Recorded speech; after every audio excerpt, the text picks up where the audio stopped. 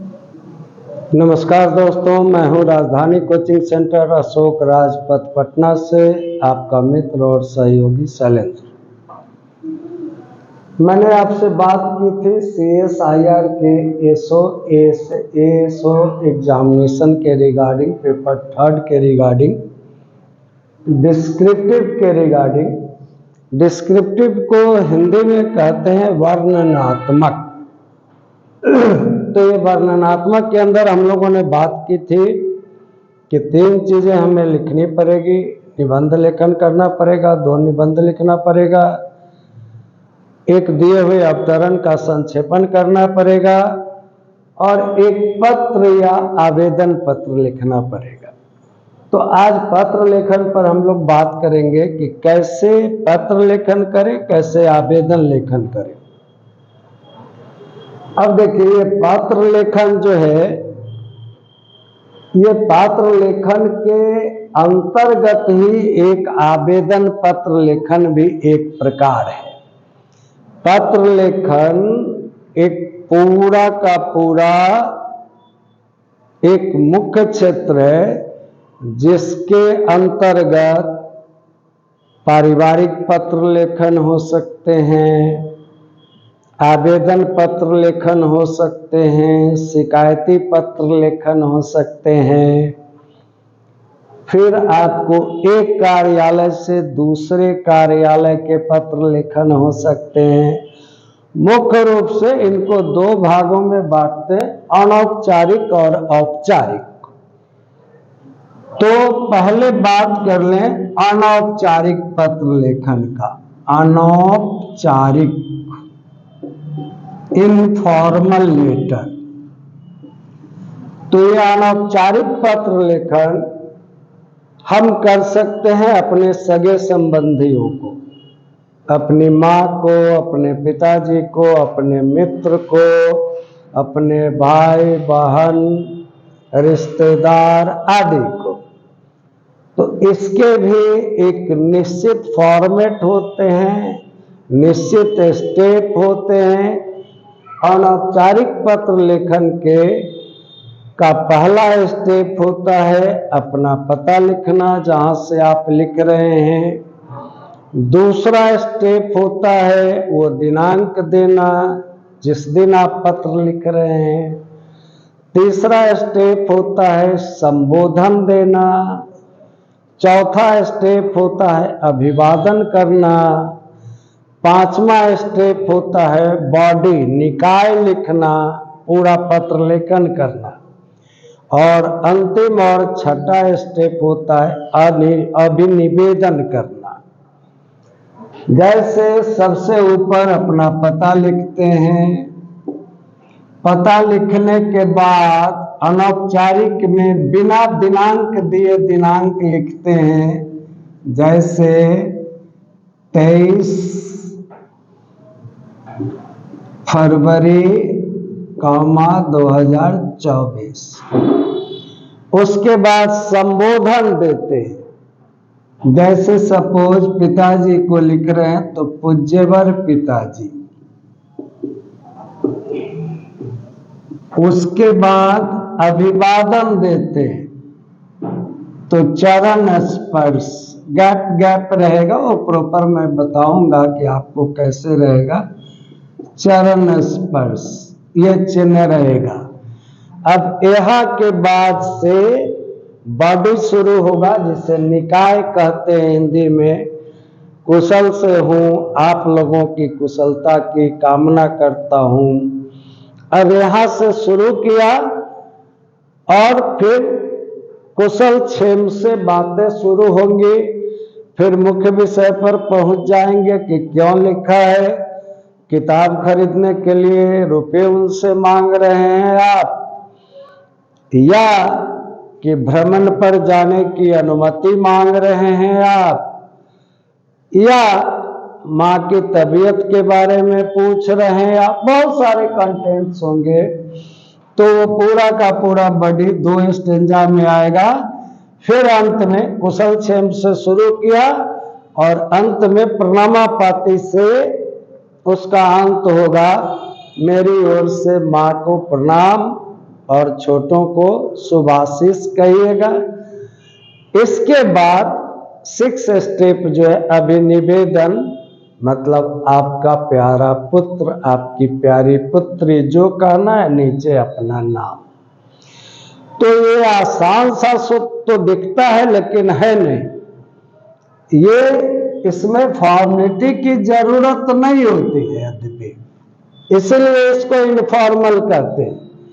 लेकिन पूज्यवर पिताजी की जगह अगर हम आदरणीय पिताजी लिखेंगे, अगर हम प्रिय पिताजी लिखेंगे, तो हमारी संस्कृति के अनुसार ये बहुत ही अगली लुक देने वाला है।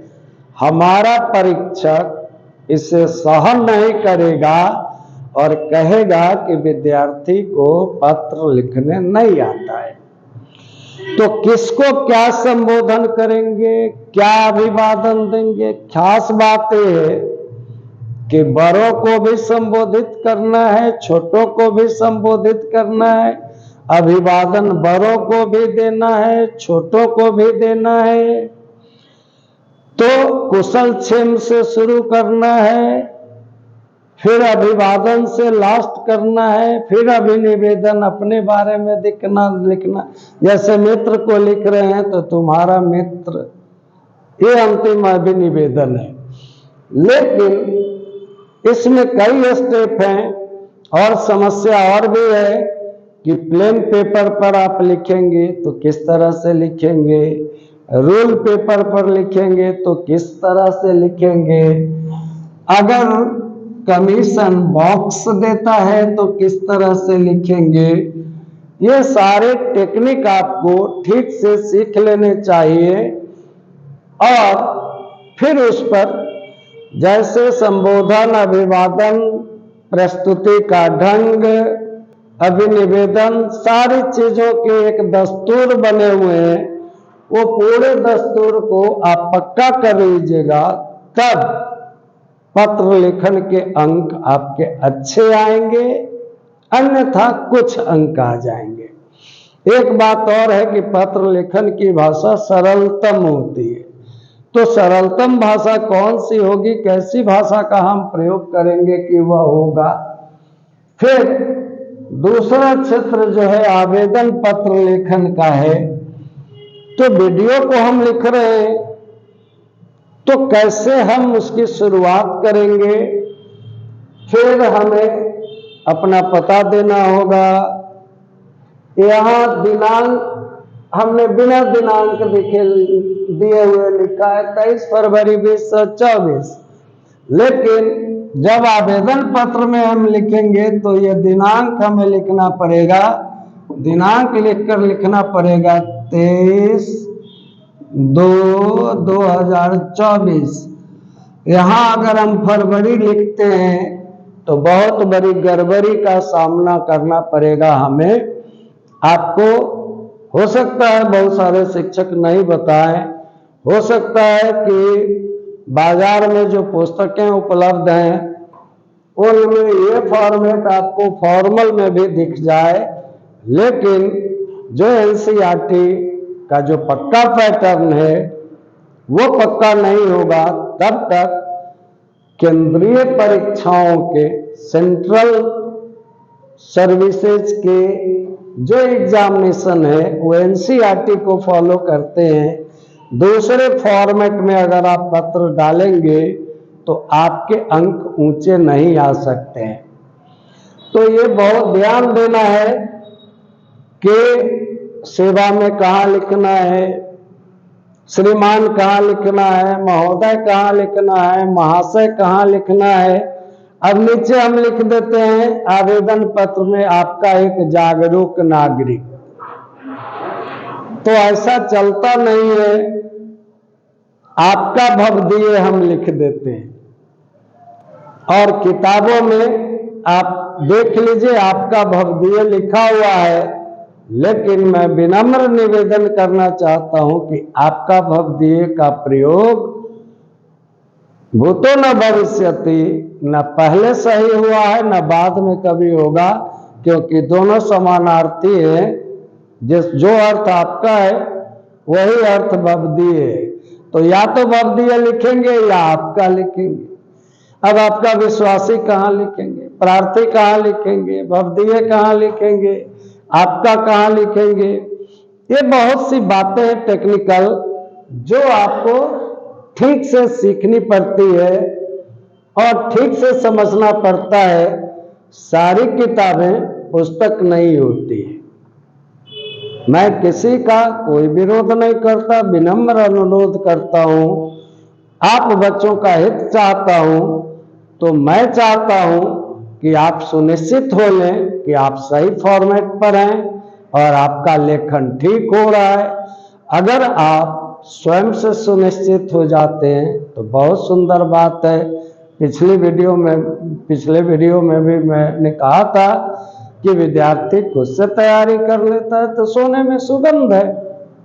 इससे और अच्छी बात क्या हो सकती है?